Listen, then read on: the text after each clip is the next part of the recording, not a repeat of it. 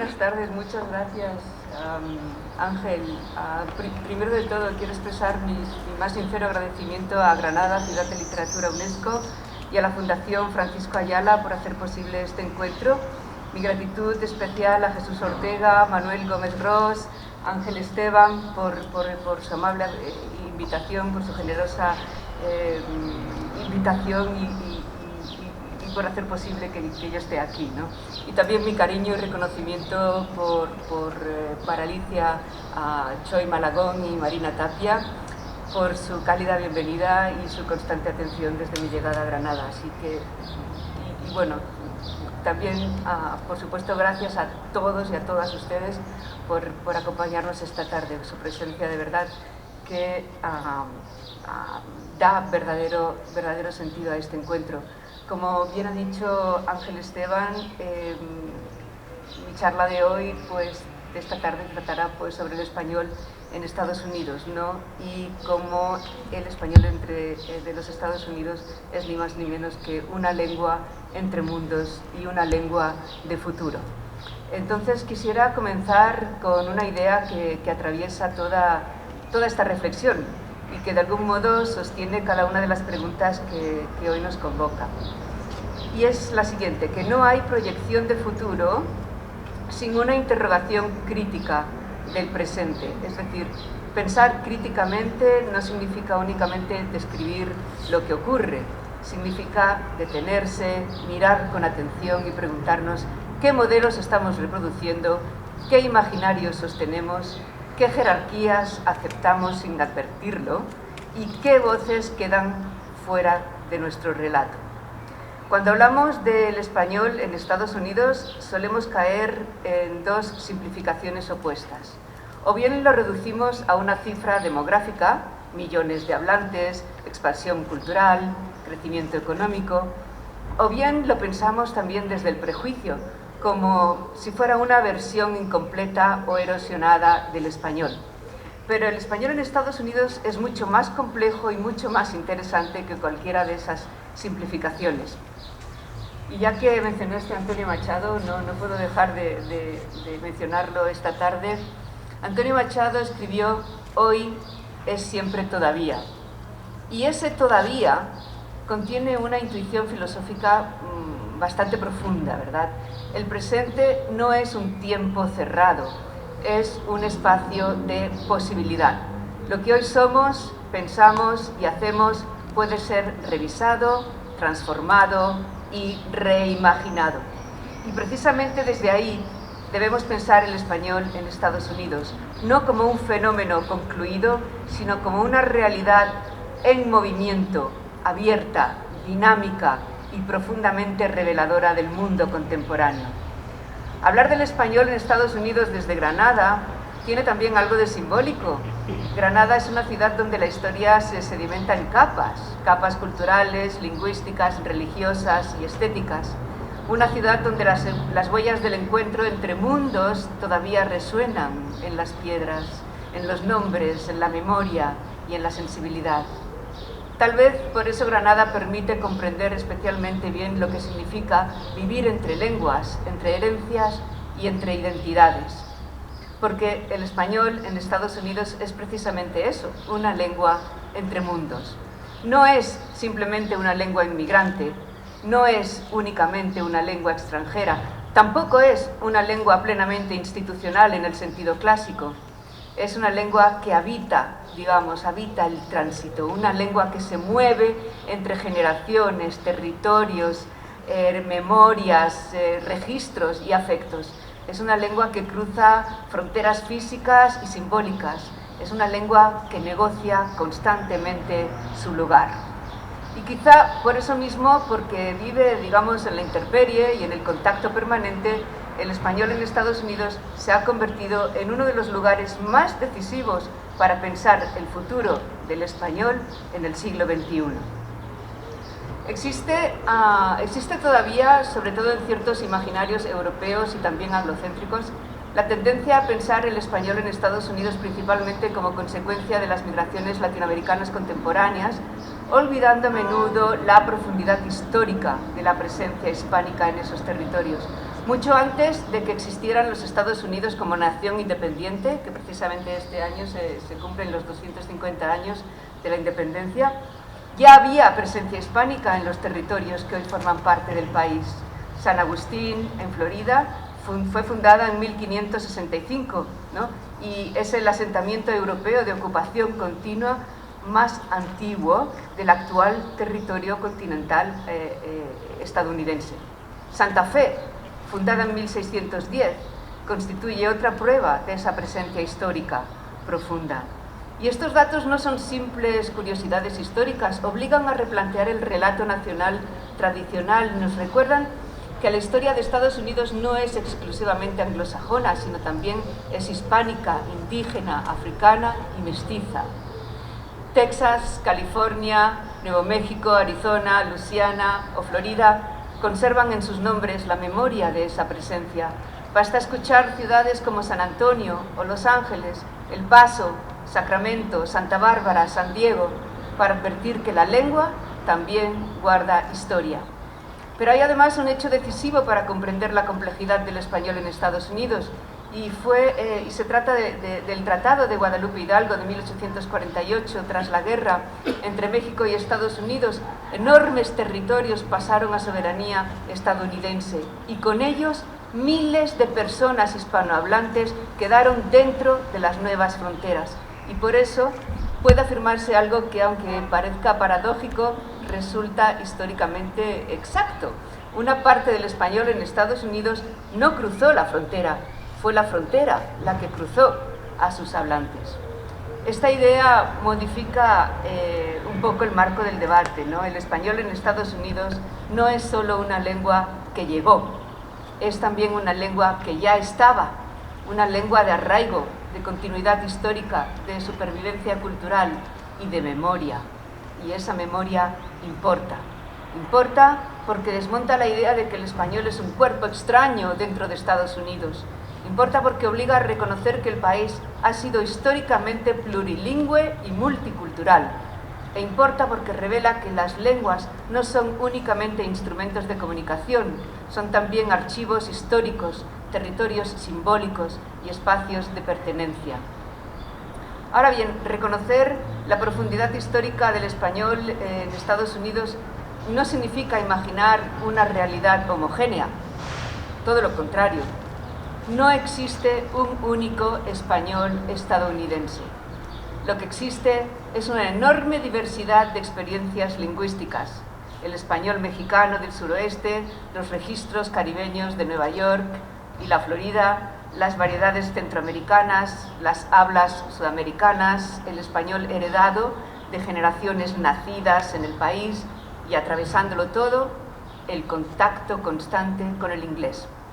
Por eso, el español en Estados Unidos desafía las categorías tradicionales con las que solemos pensar las lenguas. No encaja plenamente ni en la idea de lengua extranjera, ni en la de lengua nacional en sentido institucional. Es simultáneamente lengua de herencia, lengua de contacto y lengua transnacional. Y esa condición genera una paradoja. El español tiene una presencia demográfica inmensa, como ya ha dicho antes Ángel Esteban. Más de 60 millones de personas en Estados Unidos tienen origen hispano. Millones hablan español en su vida cotidiana. El español está presente en medios de comunicación, universidades, industrias culturales, redes sociales, hospitales, comercios, espacios públicos. Y sin embargo, esa presencia no siempre se traduce en lo que se podría llamar legitimación simbólica. Y aquí conviene detenerse un poco, ¿no? Un momento en esta expresión, ¿no? Legitimación simbólica. ¿Qué significa esto?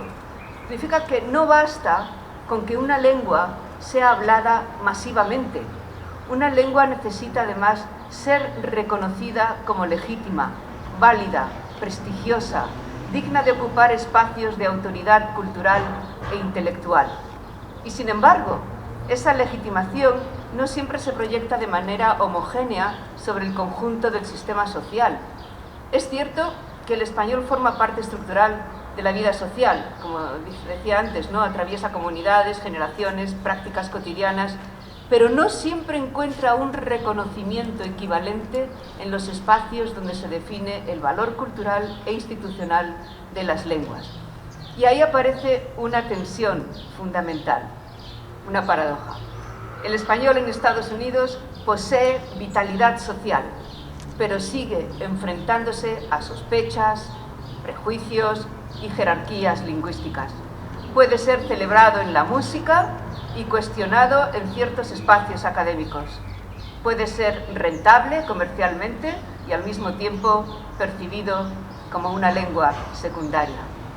En otras palabras, el español en los Estados Unidos no es marginal en términos de uso, pero sí puede serlo en términos de legitimación simbólica. Esta tensión se manifiesta en distintos niveles. En la pérdida intergeneracional, donde el español no siempre se transmite como herencia viva, en las desigualdades educativas que afectan directamente a su enseñanza y en la persistente estigmatización de algunas de sus variedades. Así, el español se transmite, pero también se pierde, se afirma, pero también se cuestiona, y sin embargo, el español en Estados Unidos persiste, se reinventa y se transforma. Y esta contradicción nos obliga a comprender que las lenguas nunca son neutrales, siempre están atravesadas por relaciones de poder. Y quería nombrar aquí a un sociólogo francés, a Pierre Bourdieu, que definía la lengua como capital simbólico, es decir, las formas de hablar no circulan todas con el mismo valor. Algunas variedades son legitimadas y otras son consideradas incorrectas o poco prestigiosas. En el caso del español en Estados Unidos, esta cuestión resulta especialmente visible porque el conflicto no es únicamente lingüístico, es también cultural, político e identitario. Uno de los aspectos más fascinantes del español estadounidense es que hace visible algo que siempre ha estado presente en las lenguas, que es el contacto, la mezcla y la transformación, porque ninguna lengua viva es completamente pura. Todas las lenguas importantes de la historia se han formado mediante préstamos, contactos culturales, desplazamientos y transformaciones continuas. El español mismo es una lengua mestiza. Lleva dentro huellas del latín, del árabe, de las lenguas indígenas americanas, del italiano, del francés y, por supuesto, del inglés. En este contexto aparecen fenómenos como el Spanglish, la alternancia de códigos o los estadounidismos. Palabras como troca, textear, parquear o lonche suelen provocar debates apasionados. Pero lo verdaderamente interesante no son las palabras aisladas, sino lo que revelan sobre la experiencia contemporánea. El hablante bilingüe vive constantemente entre sistemas lingüísticos, culturales y emocionales distintos. Cambia de registro según el contexto, la generación, el interlocutor y la situación afectiva. Durante mucho tiempo, la mezcla lingüística fue interpretada como señal de carencia o de incompetencia, y hoy sabemos que esa visión es profundamente limitada. La lingüística contemporánea ha mostrado que el cambio de códigos no es necesariamente un error, es muchas veces una estrategia expresiva compleja. Cambiar de lengua puede significar intimidad, ironía, pertenencia, resistencia, humor o precisión emocional. En ese sentido, el bilingüismo no debe entenderse como una suma imperfecta de dos monolingüismos, sino como una experiencia propia y muy compleja. Gloria Anzaldúa comprendió esto con una extraordinaria lucidez. En su obra Borderlands, La Frontera, escribió una frase ya emblemática, ¿no? I am my language, ¿no? Yo soy mi lengua. Y la frase esta encierra una verdad decisiva. Atacar la lengua de alguien no es simplemente corregir una gramática, es cuestionar una identidad, una memoria y una forma de estar en el mundo. Anzaldúa también insistía en otra idea fundamental. No existe una sola lengua chicana, no existe una experiencia homogénea. Lo que existe es multiplicidad, frontera y negociación permanente. Y precisamente ahí reside la riqueza cultural del español en Estados Unidos. No en la ilusión de uniformidad, sino en la capacidad de habitar la diversidad sin romper la posibilidad de comunicación. La tensión entre unidad y diversidad no es solo un problema lingüístico, es una de las grandes preguntas filosóficas de la modernidad. ¿Cómo puede existir una comunidad compartida si las formas de vida, las lenguas y las experiencias son tan distintas? ¿Cómo puede haber entendimiento universal si las formas de vida, las lenguas y las culturas son tan diversas? El filósofo Wittgenstein, ¿verdad?, ofrece aquí una intuición fundamental cuando afirma: los límites de mi lenguaje significan los límites de mi mundo. Y esta frase no debe entenderse únicamente en un sentido técnico, no solo se refiere al lenguaje como sistema de signos, sino a las formas de vida que las palabras encarnan. Cada lengua expresa un modo particular de habitar el mundo, un entramado de costumbres, valores y percepciones compartidas. Cada palabra lleva dentro una historia, una sensibilidad y una visión de la realidad. Cada lengua organiza la experiencia de manera distinta. Así, la diversidad lingüística implica también una diversidad de formas de pensar y de sentir. Pero esa diversidad no condena al aislamiento, precisamente porque las lenguas son espacios de interpretación, existe la posibilidad del diálogo. Para Wittgenstein, los miembros de distintas comunidades conceptuales pueden entrar en diálogo porque existen puentes posibles entre las formas de vida. Otras visiones del mundo son accesibles a nosotros y el encuentro con ellas puede transformar nuestras propias perspectivas. De este modo, la diversidad no niega la unidad, sino que la funda dinámicamente. La verdad no se halla en un punto fijo, sino en el movimiento mismo del encuentro entre horizontes distintos. Otro filósofo, Gadamer, retoma esta intuición al afirmar que en cada palabra habita la voz de los otros y que toda conversación auténtica produce lo que él llama una fusión de horizontes, un encuentro en el que ambos interlocutores amplían su comprensión del mundo. Comprender no significa asimilar al otro, sino dejar que su palabra nos transforme. Gadamer quiere decir que cuando dialogamos de verdad con otra persona, no simplemente intercambiamos información, el diálogo auténtico nos cambia un poco. Escuchar al otro amplía nuestra manera de ver el mundo. Y en la misma línea, Ricoeur define el diálogo como un acto de hospitalidad lingüística, una ética de la escucha que acoge la diferencia sin pretender eliminarla. La verdadera unidad no nace de la uniformidad, sino del diálogo entre las diferencias. Y esta idea resulta especialmente importante para pensar el español en Estados Unidos. La diversidad lingüística y cultural no debería verse como amenaza, sino como posibilidad de enriquecimiento mutuo. La unidad auténtica surge precisamente del encuentro entre distintas perspectivas.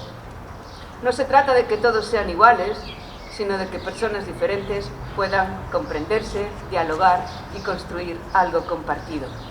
Y vuelvo a Antonio Machado, que expresó este pensamiento, ¿no?, esta intuición de manera profundamente poética cuando dijo: ¿tu verdad? No, la verdad.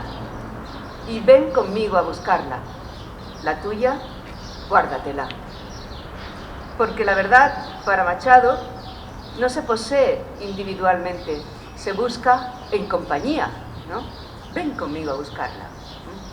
Esa invitación al diálogo es, en el fondo, una ética de la alteridad.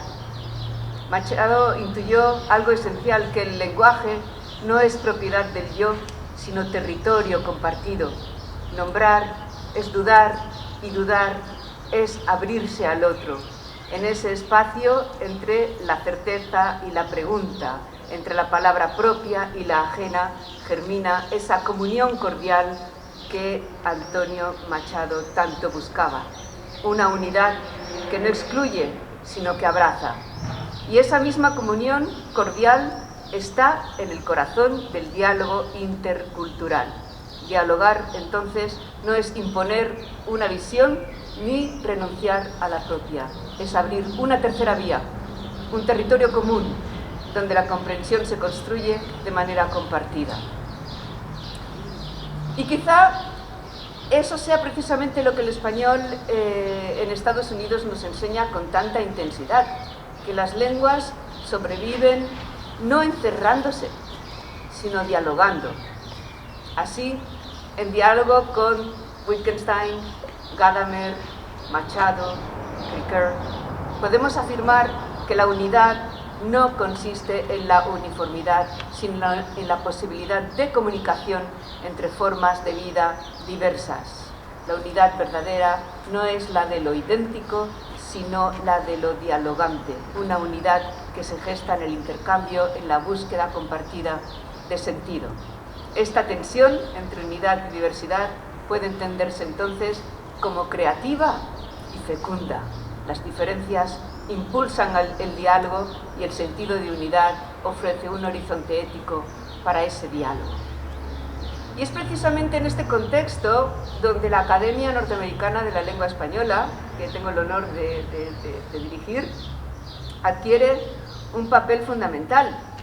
La Academia Norteamericana de la Lengua Española no es únicamente una institución normativa, es sobre todo un espacio de reflexión sobre la lengua en un contexto de contacto permanente. La Academia Norteamericana de la Lengua Española se fundó en Nueva York en 1973. A través de la labor de la Academia, pues articulamos una reflexión interdisciplinaria en la que confluyen la lingüística, los estudios culturales, la teoría literaria y la política lingüística, configurando así una verdadera infraestructura de conocimiento sobre el español en los Estados Unidos. Como ya hemos comentado, la lengua no es solo un sistema de signos, sino un espacio de producción de sentido. No se trata únicamente de comunicar información, se trata de la capacidad de la lengua para dar forma a la realidad, para interpretarla y para organizarla.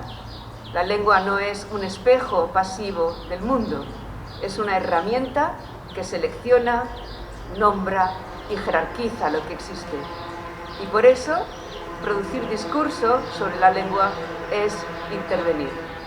Nombrar no es simplemente decir lo que hay, es decidir qué significa lo que hay. Pensemos en esto. No es lo mismo decir español incorrecto que variedad lingüística. En el primer caso estamos señalando un error y en el segundo estamos reconociendo una forma legítima de hablar. Lo mismo ocurre con acento y deficiencia. Una palabra reconoce la diferencia, pero la otra la convierte en carencia. La realidad es la misma, lo que cambia es el sentido que le damos.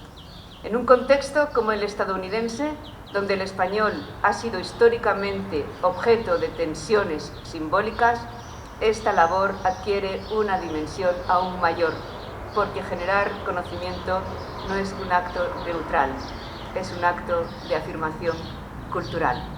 Así que uno de los grandes desafíos sobre el español en los Estados Unidos en el presente consiste en repensar cómo enseñamos el español, porque el hablante de herencia no encaja en los modelos tradicionales de enseñanza. El hablante de herencia no es un estudiante completamente extranjero respecto a la lengua, pero tampoco no siempre domina las formas académicas o normativas del español. Llega al aula a veces con memoria afectiva, con oído lingüístico, con experiencias familiares, con vacíos gramaticales, con orgullo y a veces hasta con vergüenza. Y esto obliga a desarrollar nuevas pedagogías. La Academia Norteamericana de la Lengua Española, en colaboración con Sigma Delta Pi, que es una sociedad nacional honoraria hispánica en Estados Unidos, estamos impulsando proyectos orientados precisamente a transformar los programas de español y adaptarlos a las complejidades contemporáneas. Porque la pregunta central es significativa, ¿no? ¿Cómo enseñar una lengua que es simultáneamente herencia, identidad, práctica social y herramienta profesional? ¿Cómo transformar los programas de español para responder al presente y proyectar al futuro? Si, como hemos señalado, la lengua no es neutra y su enseñanza implica necesariamente una forma de interpretación del mundo, entonces los programas de español no pueden limitarse a reproducir modelos heredados, deben ser repensados. Y las propuestas de hoy en día, las propuestas de lo que le llamamos translanguaging, o lo que se traduciría como el translenguaje, ¿no? Las propuestas de translenguaje desarrolladas en distintos contextos educativos ofrecen una respuesta interesante. Estas perspectivas entienden el bilingüismo no como problema, sino como recurso cognitivo y cultural. Es una manera de entender el bilingüismo que rompe con la idea de que una persona tiene dos lenguas completamente separadas en la cabeza.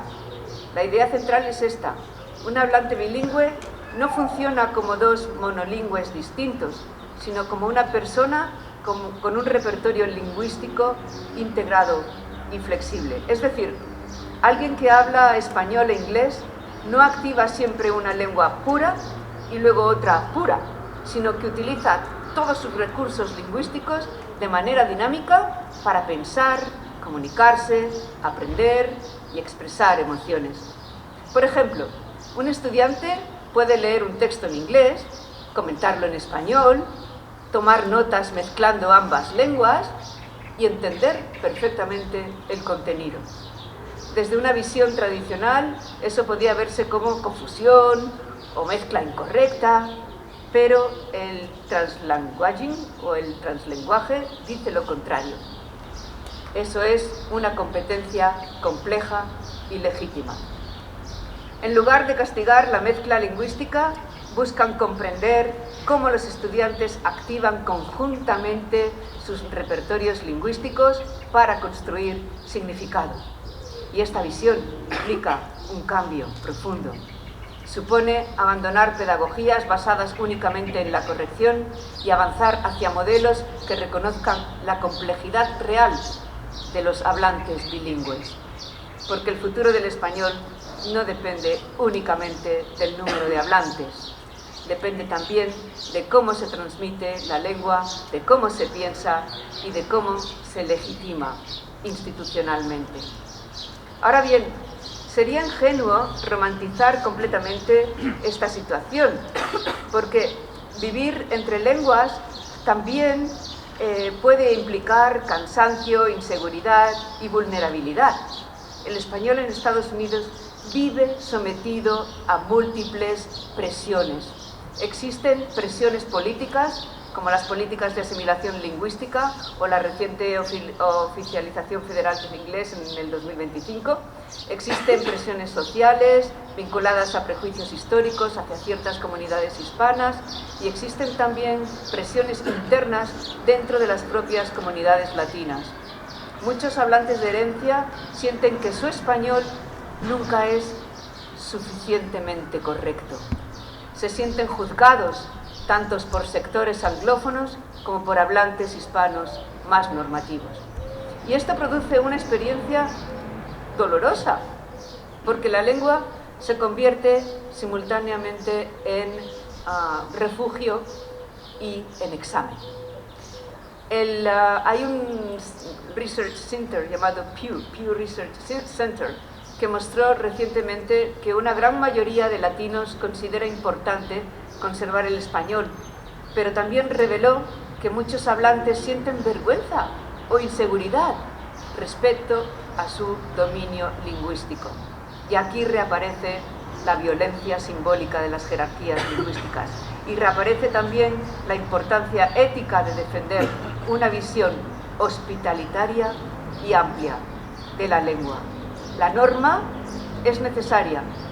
Necesitamos una lengua común que permita la comunicación entre territorios y generaciones, pero la norma no debe convertirse en un instrumento de exclusión, porque cuando la pureza lingüística se transforma en aduana moral, deja de ser cultura para convertirse en disciplinamiento. Un bilingüe de herencia puede no dominar completamente la norma académica del español, pero puede ser perfectamente capaz de expresar afectos, identidades, experiencias complejas y matices culturales muy ricos. Una cosa es no dominar plenamente la norma académica y otra muy distinta es carecer de competencia lingüística. No toda desviación de la norma implica pobreza lingüística. A veces refleja simplemente otra experiencia cultural, social o bilingüe de la lengua. La pregunta esencial no es si el español estadounidense responde a una ilusión abstracta de pureza. La verdadera pregunta sería: ¿está siendo capaz el español estadounidense? ¿Está siendo capaz de nombrar las complejidades humanas de quienes lo hablan? Y la respuesta, a mi juicio, es claramente afirmativa. Quizá la idea más importante de toda esta reflexión sea esta: el español en Estados Unidos no es únicamente un problema sociolingüístico, es también un anticipo, es un laboratorio del futuro, porque muchas de las tensiones que hoy observamos allí terminarán definiendo las lenguas del siglo XXI en otros lugares del mundo. Y el español estadounidense constituye uno de los espacios donde estas transformaciones aparecen con mayor intensidad. Estados Unidos se ha convertido en uno de los centros fundamentales de producción cultural en español. La música latina domina plataformas globales. La literatura bilingüe transforma las fronteras estéticas. Los medios en español poseen enorme influencia. Las industrias culturales hispanas generan miles de millones de dólares. Pero más allá de la economía, hay algo todavía más importante. El español en Estados Unidos obliga a abandonar una idea sedentaria de las lenguas. Las lenguas del siglo XXI no vivirán exclusivamente dentro de fronteras nacionales estables. Vivirán en redes móviles, en comunidades dispersas, en familias transnacionales, en pantallas y en territorios culturales complejos. Y eso no necesariamente representa una decadencia, puede representar también una extraordinaria capacidad de adaptación. El español estadounidense nos recuerda que las lenguas sobreviven precisamente porque cambian, no a pesar de cambiar. Y quisiera terminar regresando nuevamente a Granada.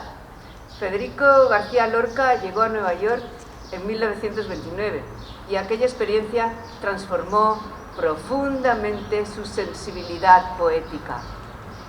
Años más tarde dijo algo extraordinario, maravilloso, dijo que quizá no debió escribir un poeta en Nueva York, sino Nueva York en un poeta. Y esta inversión es reveladora. No se trata simplemente de un escritor que viaja, se trata de una ciudad que entra en la conciencia del poeta y modifica su lenguaje. Algo semejante ocurre con el español en Estados Unidos. No es solo el español en Estados Unidos, es también Estados Unidos dentro del español. sus migraciones, sus tensiones raciales, sus pantallas, sus desigualdades, sus promesas, sus contradicciones. Todo eso entra en la lengua y la obliga a buscar nuevas formas de expresión. Y pienso también en Francisco Ayala. Su trayectoria intelectual atravesó múltiples territorios americanos, vivió el desplazamiento, el exilio, la experiencia transatlántica. Granada, a través de figuras como Lorca y Ayala, sabe bien lo que significa pensar desde el tránsito. Sabe lo que significa que la lengua viaje, se transforme y sobreviva lejos de sus centros tradicionales. Y ya para concluir, he titulado esta conclusión Una lengua con maleta y biblioteca. A menudo pensamos el futuro del español, ¿verdad?, como hemos estado hablando, únicamente en términos numéricos: cuántos hablantes tiene, cuánto crece, qué expansión económica posee, pero el futuro, como ya venimos diciendo, de una lengua no se mide solo en cifras, se mide también en la conciencia con la que pensamos, en el valor que le atribuimos y en la dignidad con la que decidimos habitarla. Así que el español en Estados Unidos no es una lengua secundaria, no es una anomalía, no es una lengua provisional, es una de las formas más intensas, complejas y reveladoras del español contemporáneo. Y quizá precisamente por eso tenga tanto que enseñarnos. Nos enseña que una lengua puede ser numerosa y vulnerable al mismo tiempo. Nos enseña que el bilingüismo no es una excepción, sino una experiencia cotidiana para millones de personas. Nos enseña que las fronteras políticas no logran contener completamente a las lenguas. Nos enseña que una palabra mezclada no siempre es una palabra rota. Nos enseña que la identidad no es pureza, sino negociación constante. Y nos enseña también algo muy, muy humano, que las lenguas sobreviven cuando son capaces de hospedar la experiencia compleja de quienes las hablan. Si tuviera que resumir todo esto en una sola imagen, elegiría quizá esta. El español en Estados Unidos es una lengua que camina con una maleta y con una biblioteca al mismo tiempo. La maleta del migrante, del estudiante, del trabajador, del exiliado, del que cruza fronteras y aprende a traducirse continuamente. Y la biblioteca de la memoria cultural, de la literatura, de la historia, de los afectos, de las generaciones y de los siglos. Eso es el español en Estados Unidos, una lengua entre mundos, y precisamente por eso una lengua extraordinariamente preparada para el futuro. Muchas gracias.